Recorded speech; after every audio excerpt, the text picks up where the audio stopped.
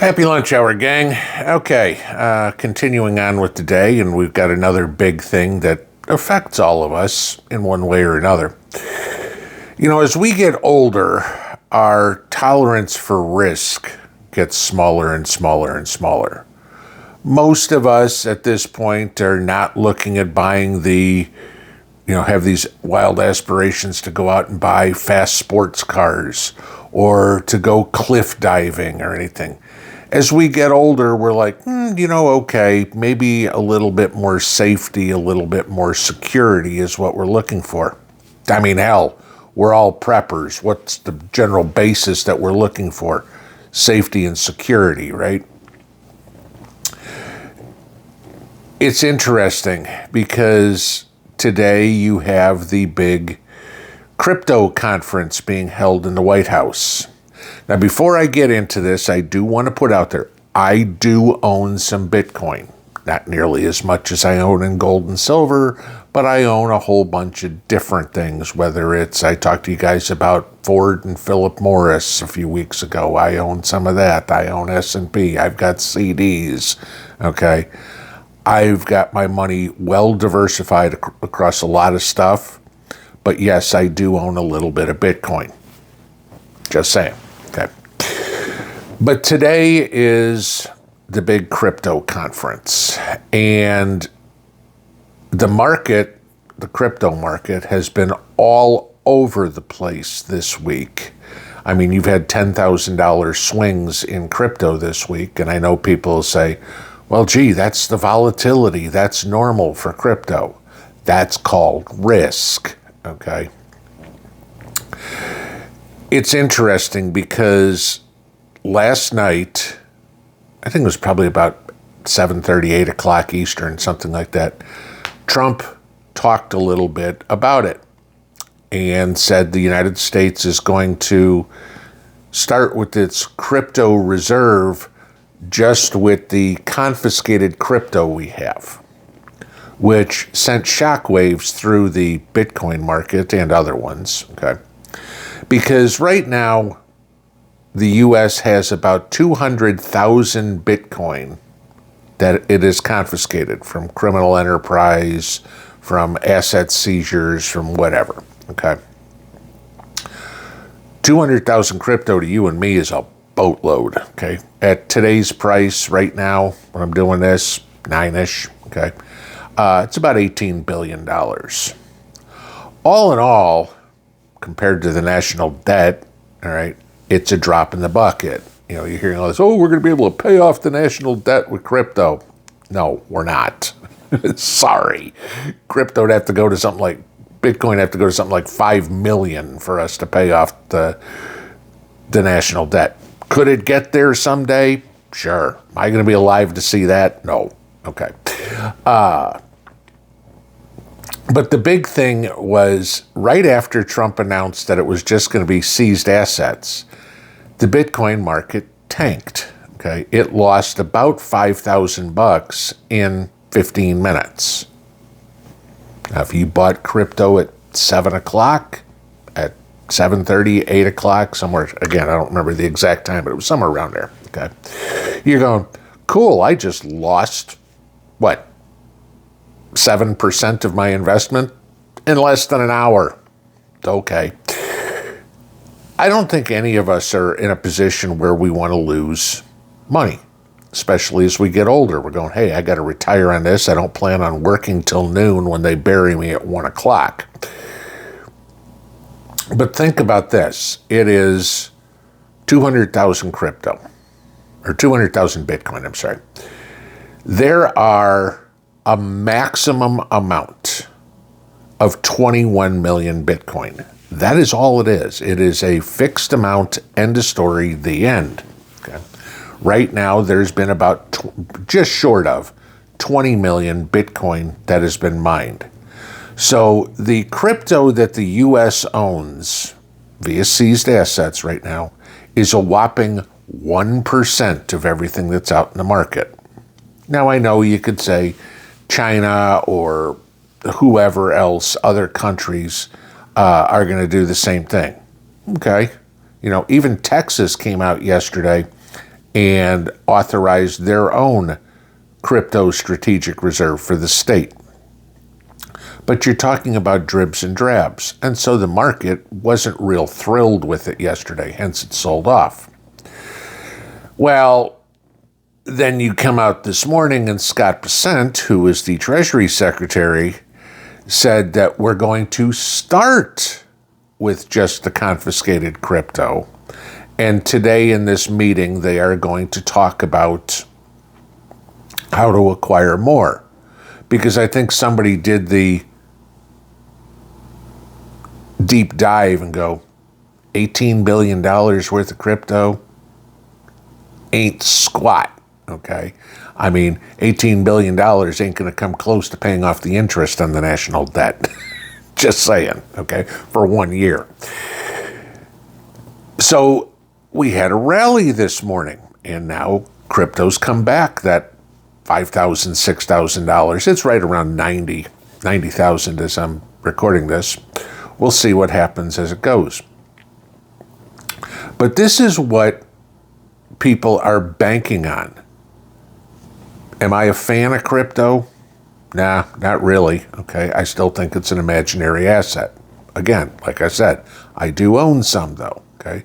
Because, shocker, I'm smart enough to know I could be wrong. And so I like to have pieces of the pie all over the thing. How do we put it in the prepper world? Backups to backups to backups. I don't know if gold and silver are going to go in the toilet. I don't know if the stock market crashes like it did in 1929, like it did in 1987. I don't know if crypto goes up or goes down. I'll have a little bit of exposure here and there. Maybe you get in it. Maybe you don't. As I've said before, what good money to put in crypto is money you don't care if you lose. Okay, not that nobody wants to lose any money, but as I've used the analogy before, you go to Vegas, you go to Atlantic City, you go on a cruise ship or whatever, you go sit down in a casino and you go, hey, you know what? If I blow $500 here playing cards, I'm good. Same thing with crypto, okay?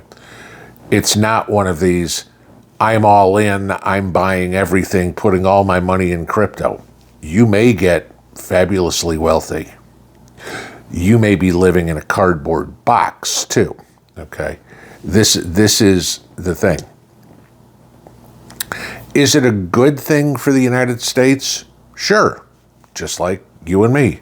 It may go to the moon. It may go nowhere. If the government loses $18 billion, they won't even notice, okay? If the government makes $2 billion, they'll scream what a great job they did doing this. It's just how they do it. They always patting themselves on the back when something goes their way, but the 90% of the time something goes bass-ackwards, it's like run for the hills. Nobody wants to talk about it. Okay. It'll be an interesting afternoon. We could see Bitcoin go crazy from here. You know, if they come up and say, yeah, you know what, we're going to buy 200,000 Bitcoin a year for the next 20 years or something like that. We could see a nice run up in Bitcoin. Who knows? Okay. But the thing I look at is this. Gold's pushing $3,000. Silver's sitting around 33. Okay.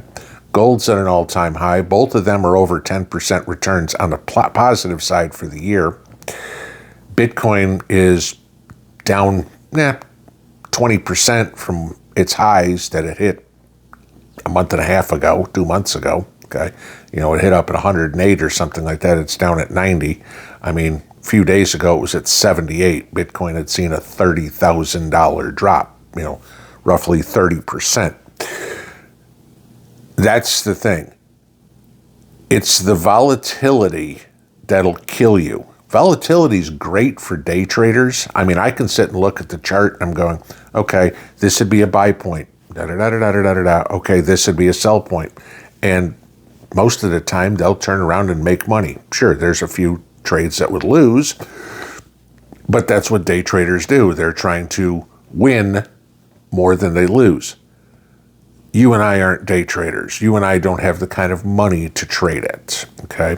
I mean, if we own it, it's kind of a buy and hold thing. It's kind of like gold and silver. We're not watching to see, oh, gee, gold went up $20. I'm going to sell it. No, you're not, because it's going to cost you more in fees to sell it than the profit that you make. Bitcoin's not much different at the volumes we all would be buying at. Is it a good thing that the U.S. is getting in this? Yes, I think so. Do I think in the long run it'll help the U.S.? Yes, because if the rest of the world is getting involved in it, buying some, creating a strategic reserve of it, we need to be on board, because hypothetically, if Bitcoin does go to 5 million or whatever it is, the last thing we want to see is that China has all the money in the world and we're broke. Will it affect you and I at all today, what they say? Like so many of the pundits are going, oh my God, this is going to save the American economy. No, it's not going to do anything. You won't notice it. The price of eggs is still going to be high. The price of gas is still fairly decent, okay? Your insurance rates are still going up. Your electric rates are still going up. BFD that we got $18 billion worth of Bitcoin.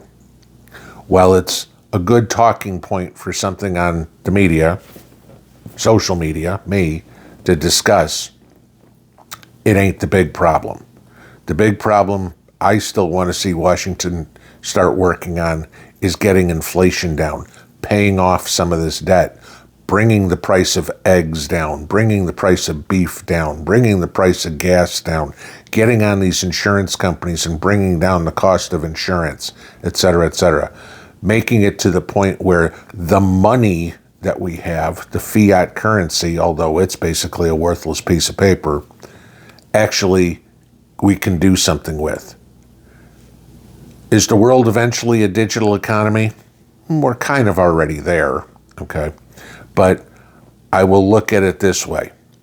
As long as Bitcoin is still quoted in US dollars, that tells you what the main driver is, the dollars. Because nobody's quoting how many Bitcoin a dollar's worth, but they're certainly telling you how many dollars a Bitcoin's worth. Pay attention to your own money. Be smart with it.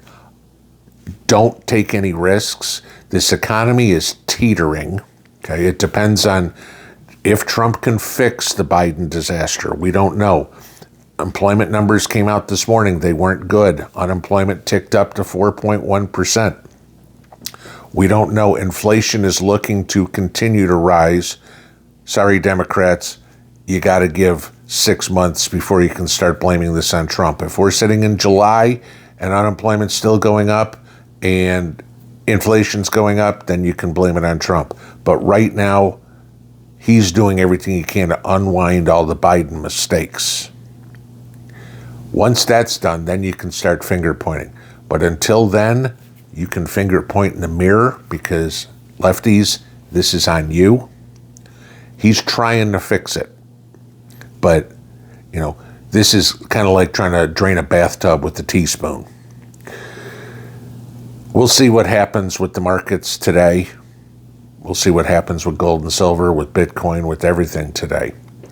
Just keep your powder dry, keep your risk tolerances low, because we don't know which way the crypto market's going to go.